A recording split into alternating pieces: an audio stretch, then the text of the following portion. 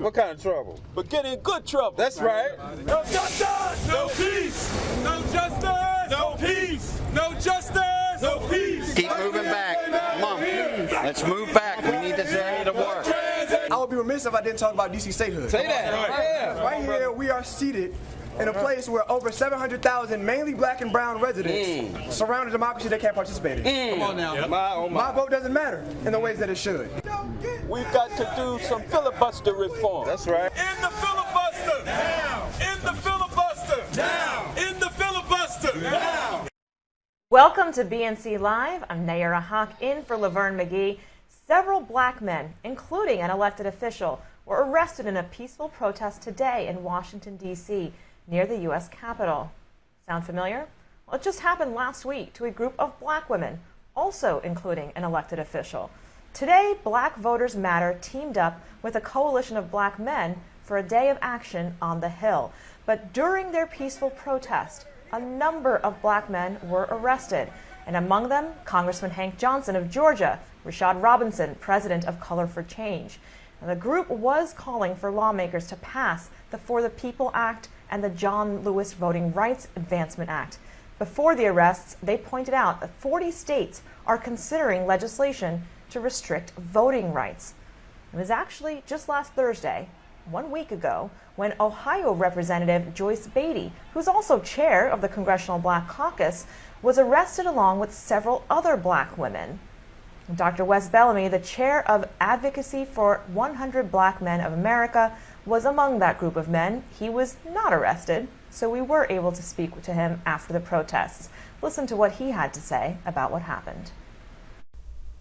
Well, we know what it is, white supremacy. There's no other way for us to get around it. Quite frankly, the president and this administration has failed African Americans and black people, the same individuals who saved his election, who saved this administration, who put this administration into the White House. There was a town hall last night in which the president essentially described how he believes that it is up for black folk and activists and organizers on the ground to once again save the democracy and do what we must in 2022 for America to be a better place. But I'm here to let him know, as well as the nation know, that without black folk not only getting fundamental voting rights, but getting many of the promises that were made to us during the campaign, we will not show up. We are not going to just sit here and stand idle and save the nation as we always do. If we don't get what we want, then we're going to shut it down. We're going to be bold. We're going to be vocal, and we're going to continue to protest for not only our rights, but everyone's right. But we're going to make sure that we center ourselves. Before you were a Republican, before you were a Democrat, before you're independent, you were black. And it's time for black people, specifically black brothers and black sisters, to stand up and do what we must for our voting rights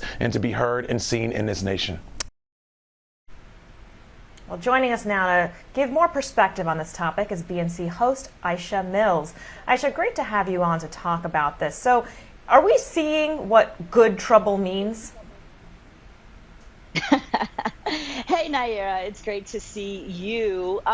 Yeah, this is good trouble. I hate even using the word trouble for this because I just keep seeing January 6th in my head. But, it is great that we've got black people who are acting up and acting out and speaking truth to power on the Hill last week and this week. And demonstrating. It is the fabric of our fundamental democratic rights to be able to demonstrate, to lobby, to petition, to march, to act in order to get justice and to try to see through having our rights, met for everybody. I got to tell you, though, that watching the tapes last week and this week, it's really frustrating when you think about the real righteous indignation of what's happening on the Hill right now, of people, be it the Texas lawmakers or, our friends, my good friend Rashad Robinson and others, who are trying to demand that all people be included in the franchise and that they're being arrested and carted away.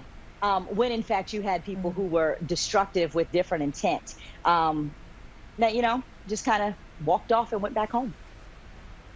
Oh, well, the disparity is clear, right? It's the 6 months for time served, no arrests for literally attacking the Capitol of the United States. But here are elected representatives in Congress on congressional grounds, and they have to be arrested. So does this, though, does the protest, does the arrest get the attention of President Biden on how serious black people are about the right to vote?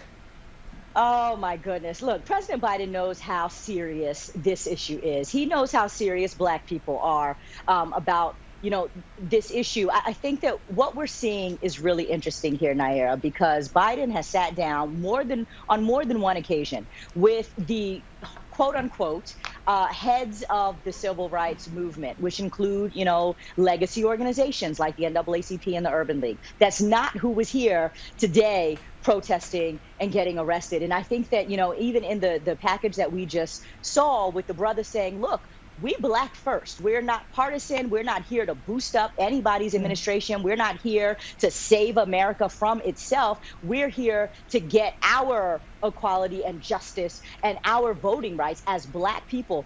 Even just the tone and tenor that he brings should show us all that there are really two different not two different conversations per se, but this administration isn't necessarily recognizing all of the leadership of Black America and the energy and the power of the movements in the streets that they should be talking to. So you can sit down with some legacy organizations and people that, maybe in the past, over the last 20, 30 years, he's felt good about glad handing and checking a box around, oh, we're doing something with our Black leaders. But what we see today are people who aren't always in that conversation at the White House, who are demanding something be done and who are putting this administration on notice saying, look, you can't glad hand us. We're going to act and demonstrate and bring more and more numbers out to get what we need and want. And by the way, this isn't just a Joe Biden thing. And I want to, as much as, we can pick on the president because he is, Aisha, hold that thought. Aisha, hold that thought because I want to bring into this conversation Ariana Manise, who is on the Capitol right now, and it specifically ties to what Aisha was just mentioning, right? The incident at our nation's Capitol, and back in January, 6 months ago, but they didn't arrest people that day. So Ariana, what are you hearing on the latest when it comes to the committee and the investigation into that incident? Yeah, it continues to be partisan back and forth with this select committee investigating the January 6th insurrection. Now today, House Speaker Nancy Pelosi, she says that the work of the select committee will move on despite House Minority Leader Kevin McCarthy pulling all 5 of his nominations to further investigate the attack on the Capitol, rather. And today, McCarthy is calling this investigation a sham. Now we know that House Speaker Pelosi, she is rejecting the nominations of Representatives Banks and Jordan, citing that these 2 members stand to threaten the integrity of this investigation. Both men are known supporters of the former president. Also today, speaking at her presser today, she said that it's her responsibility to make sure that we get to the truth about the insurrection. And she went on to say that she will not allow the antics of the Republican Party to stand in the way of that. Also, Representative McCarthy, he is defending why he appointed Representative Banks, saying, why would you not allow a ranking member of the House Judiciary Committee to serve on this investigation? He also fired back at Pelosi. Take a listen. It is my responsibility as Speaker of the House to make sure we get to the truth on this, and we will not let their antics stand in the way of that. When she selects a chair of the committee that believes Republican senators are equal to terrorists, just dropped a lawsuit against the president, and objected to the electors when it came to the election of George Bush. Now, McCarthy is referring to Representative Benny Thompson, who will serve as the ranking member of this committee. Now, looking ahead, next Tuesday, the committee will move forward with its first hearing where they will hear from Capitol police officers, and that's expected to take place with only 8 members unless Representative Pelosi decides to appoint any other members to this investigation. Naira. Ariana, thank you for reporting live there from the Capitol. Let's bring back BNC host Aisha Mills. Aisha, in thinking about this and hearing Ariana's report about how Pelosi is maneuvering this situation, what is your takeaway about this pursuit for the truth through the vehicle of a congressional investigation?